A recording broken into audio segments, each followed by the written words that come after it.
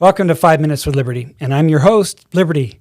If you're listening to the audio podcast, be sure to check out my YouTube channel so you can see what Liberty actually looks like. Anyway, however you're hearing me, thanks for paying attention. I appreciate it. I assume you've heard of me, Liberty, right? I come in various flavors. You got your economic liberty, political and ideological liberty, religious liberty, and of course, the most important one of all, individual liberty. So really, I should be everywhere, right? And I do try to be everywhere. However, mankind, well, you guys get in my way a lot.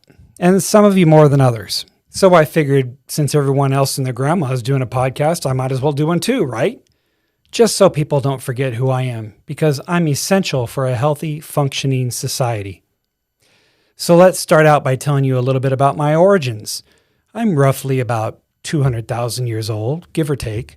It's actually a funny story. I came into existence one day when a human man demanded that a female human do something she didn't want to do, and she told him to go to hell. Although actually hell wasn't invented yet, so I guess she told him to go to the bottom of the river or something. I don't know. Anyway, the point is I was ushered into existence when the first human realized that their mind, body, and property should never be controlled by others. Now that you know about my origins, let's define who I am exactly. Now, your dictionary says liberty is the state of being free within society from oppressive restrictions imposed by authority on one's way of life, behavior, or political views. Well, that's a pretty good definition, and we'll run with that for now. But one thing to be careful of, don't get me confused with my cousin freedom.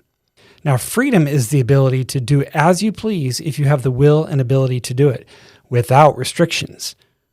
Important distinction. Now, obviously, the world would be a pretty awful place if my cousin was in charge all the time, right? Freedom might sound great, but freedom can be a problem if it interferes with somebody else's freedom to do what they have the will and ability to do. So that's where I step in. Now, whereas freedom couldn't care less about others, I care about everyone, not just one individual. I make sure freedom is used responsibly under the rule of law without depriving anyone else of their freedom at the same time. And incidentally, when I say the rule of law, well, that opens a big can of worms that we'll get into at some point in the future. But to give you an obvious example of how I differ from freedom, anyone has the freedom to, for example, murder someone, because remember, if they have the will and ability, they have the freedom. But what they do not have is the liberty to do so, because that murder would deprive the victim of their right not to be harmed. And of course, there's a law against it because, well, that's what good governments are instituted to do, protect your liberty. And this leads me to a quote from one of the founding fathers of the United States, Thomas Jefferson. He said, "It is to secure our rights that we resort to government at all." Now pay attention to that because it's important.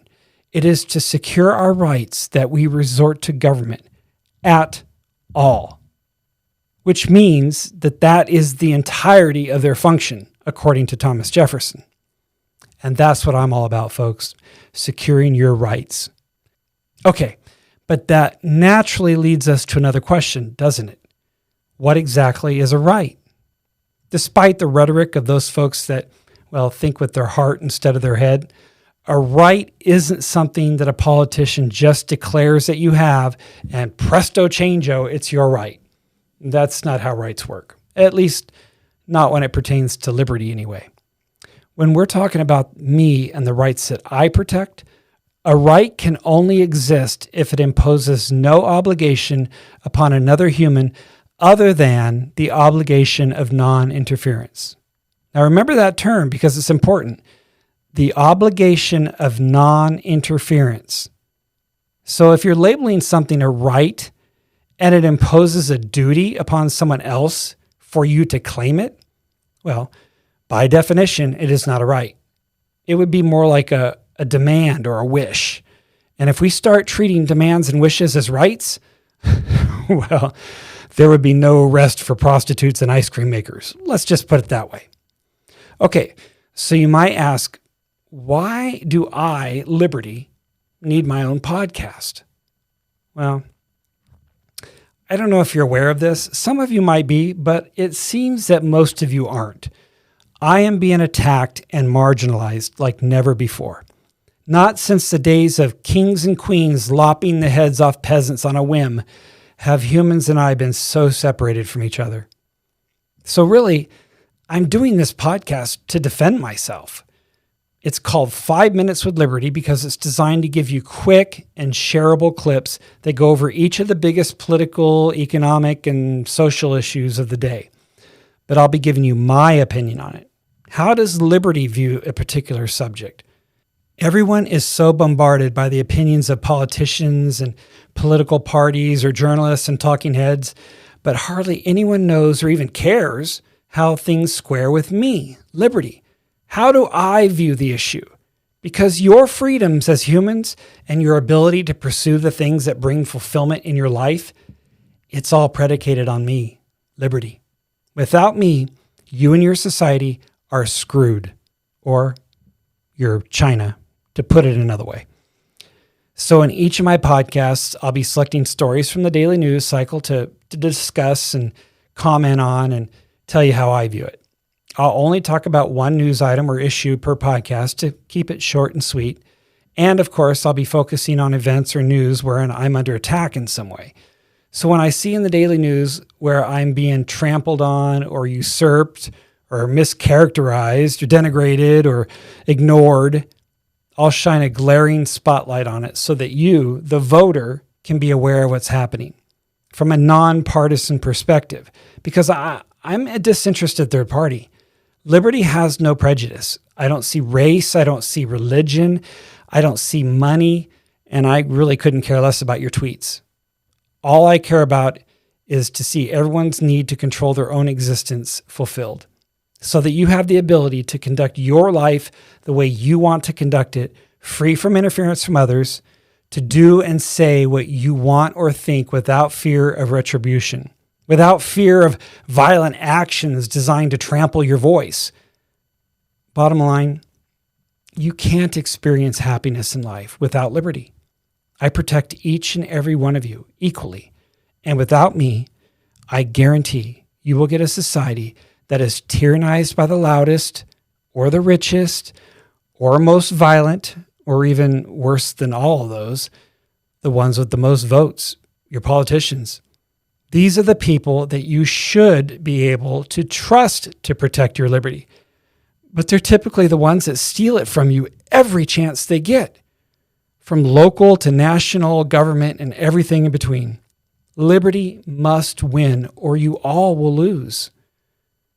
Okay, so I'm going to wrap up this first podcast, which was a little bit longer than 5 minutes, with one of my favorite stories that illustrate the relationship government should have with its citizens.